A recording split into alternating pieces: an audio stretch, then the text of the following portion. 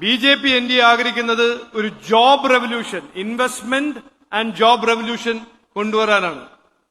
അതിന് ഇന്ത്യ രാജ്യത്തിൽ ആദ്യത്തെ സ്റ്റേറ്റ് ആയിരിക്കും ഒരു എംപ്ലോയ്മെന്റ് ലിങ്ക്ഡ് ഇൻസെന്റീവ് സ്കീം. അപ്പോ ഫാക്ടറീസ് ഇവിടെ സെറ്റപ്പ് ചെയ്യുകയാണെങ്കിൽ ഓരോരോ എംപ്ലോയിന്റെ ബേസിസിൽ സ്റ്റേറ്റ് ഗവൺമെന്റ്, ബി.ജെ.പി. എൻ.ഡി.എ ഉള്ള സ്റ്റേറ്റ് ഗവൺമെന്റ് അവർക്കൊരു ക്യാപിറ്റൽ സബ്സിഡി കൊടുക്കും.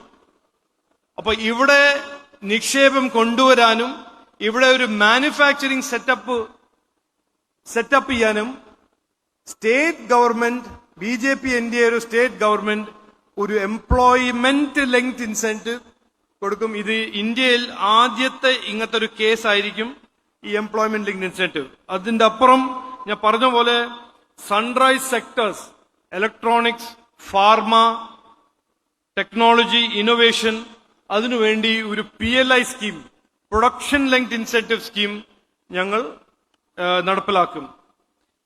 ഇവിടെ കേരളത്തിൽ കുറെ നാഷണൽ ഗവൺമെന്റിന്റെ ഫെസിലിറ്റീസ് ഉണ്ട്. അത് സ്റ്റേറ്റ് ഗവൺമെന്റും നാഷണൽ ഗവൺമെന്റും ഒരു ഡബിൾ എഞ്ചിൻ സർക്കാരായിട്ട് അതിനെ ഡെവലപ്പ് ചെയ്യും. അത് കളമശ്ശേരി ഒരു ഉദാഹരണമാണ്.